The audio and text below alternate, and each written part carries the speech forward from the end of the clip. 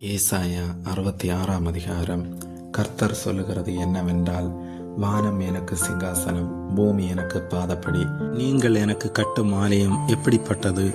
நான் தங்கியிருக்கும் ஸ்தலம் எப்படிப்பட்டது? என்னுடைய கரம் இவைகளை எல்லாம் சிருஷ்டித்ததினால் இவைகளை எல்லாம் உண்டாயின என்று கர்த்தர் சொல்லுகிறார். ஆனாலும் சிறுமைப்பட்டு ஆவியில் நொறுங்குண்டு என் வசனத்துக்கு நடுங்குகிறவனையே நோக்கி பார்ப்பேன். மாட்டை வெட்டுகிறவன் மனுஷனை கொல்லுகிறவனாகவும், ஆட்டை பலியிடுகிறவன் நாயை கழுத்தறுக்கிறவனாகவும், காணிக்கையை படைக்கிறவன் பன்றி இரத்தத்தை படைக்கிறவனாகவும், தூபம் காட்டுகிறவன் விக்கிரகத்தை ஸ்தோத்திரிக்கிறவனாகவும் இருக்கிறான். இவர்கள் தங்கள் வழிகளையே தெரிந்து கொள்ளுகிறார்கள். இவர்களுடைய ஆத்துமா தங்கள் அருவருப்புகளின் மேல் விருப்பமாயிருக்கிறது.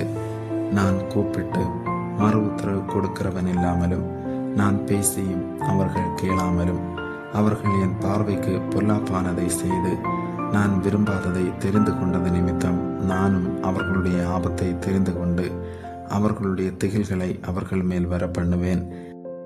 கர்த்தருடைய வசனத்துக்கு நடுங்குகிறவர்களை, அவருடைய வார்த்தையை கேளுங்கள்.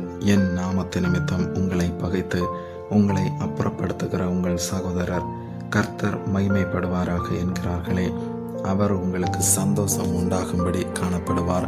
அவர்களோ வெட்கப்படுவார்கள். நகரத்திலிருந்து அமளியின் இரைச்சலும் தேவாலயத்திலிருந்து சத்தமும் கேட்கப்படும். அது தமது சத்துருக்களுக்கு சரிக்க சரி கட்டுகிற கர்த்தருடைய சத்தம்தானே. பிரசவ வேதனைப்படும் முன் பெற்றால், கர்ப்ப வேதனை வரும் முன் ஆண் பிள்ளையை பெற்றால். இப்படிப்பட்டவைகளை கேள்விப்பட்டது யார்? இப்படிப்பட்டவைகளை கண்டது யார்? ஒரு தேசத்துக்கு ஒரே நாளில் பிள்ளை பேர் வருமோ? ஒரு ஜாதி ஒருமிக்க பிறக்குமோ?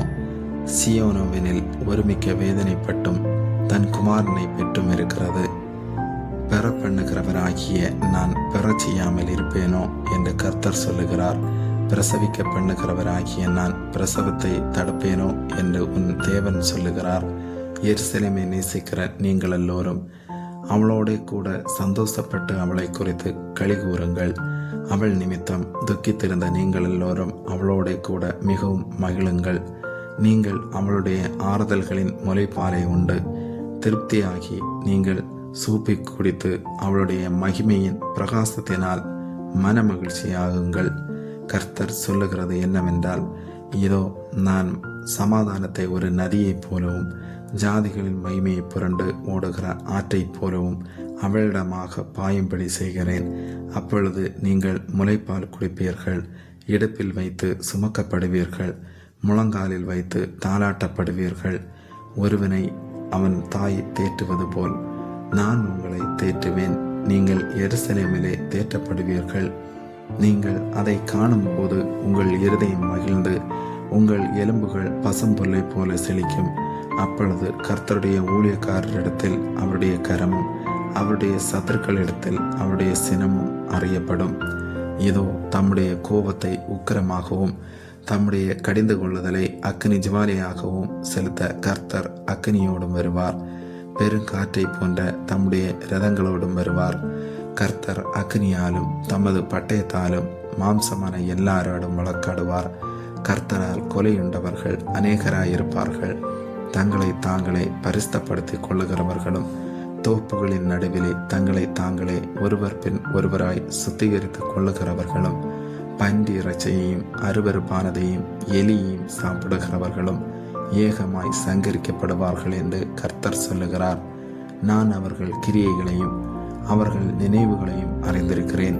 நான் சகல ஜாதியாரையும் பாசைக்காரரையும் கூட்டி சேர்த்தும் காலம் வரும். அவர்கள் வந்து என் மகிமையை காண்பார்கள். நான் அவர்களில் ஒரு அடையாளத்தை கட்டளையிடுவேன். அவர்களில் தப்பினவர்களை என் கீர்த்தியை கேளாமலும் என் மகிமையை காணாமலும் இருக்கிற ஜாதிகளின் தேசங்களாகிய தர்சீசுக்கும் வில்வீரர் இருக்கிற பூலுக்கும் லூதுக்கும் துபாலுக்கும் யாவானுக்கும் தூரத்திலுள்ள தீவுகளுக்கும் அனுப்புவேன். அவர்கள் என் மகிமையை ஜாதிகளுக்குள்ளே அறிவிப்பார்கள். இஸ்ரவேல் புத்திரர் சுத்தமான பாத்திரத்தில் காணிக்கையை கர்த்தருடைய ஆலயத்துக்கு கொண்டு வருகிறது போல உங்கள் சகோதரர் எல்லாரையும் அவர்கள் குதிரைகளின் மேலும் இரதங்களின் மேலும் குலாரி வண்டிகளின் மேலும் கோவேறு கழுதைகளின் மேலும் வேகமான ஒட்டகங்களின் மேலும் சகல ஜாதிகளிடத்திலிருந்து எருசலேமில் உள்ள கர்த்தருக்கு காணிக்கையாக என் பரிசுத்த பர்வதத்துக்கு கொண்டு வருவார்கள் என்று கர்த்தர் சொல்லுகிறார். அவர்களிலும் சிலரை ஆசாரியராகவும் லேவியராகவும் தெரிந்து கொள்வேன் என்று கர்த்தர் சொல்லுகிறார். நான் படைக்கப் போகிற புதிய வானமும் புதிய பூமியும் எனக்கு முன்பாக நிற்பது போல உங்கள் சந்ததியும் உங்கள் நாமமும் நிற்கும் என்று கர்த்தர் சொல்லுகிறார். அப்பொழுது மாதந்தோறும் ஓய்வு நாள் தோறும் மாம்சமான யாவரும் எனக்கு முன்பாக தொழுது கொள்வார்கள் என்று கர்த்தர் சொல்லுகிறார். அவர்கள் வெளியே போய் எனக்கு விரோதமாய் பாதகம் செய்த மனுஷருடைய பிரேதங்களை பார்ப்பார்கள். அவர்களுடைய பூச்சி சாகாமலும் அவர்களுடைய அக்கினி அவியாமலும் இருக்கும். அவர்கள் மாம்சமான யாவருக்கும் அரோசிகராயிருப்பார்கள். ஆமேன்.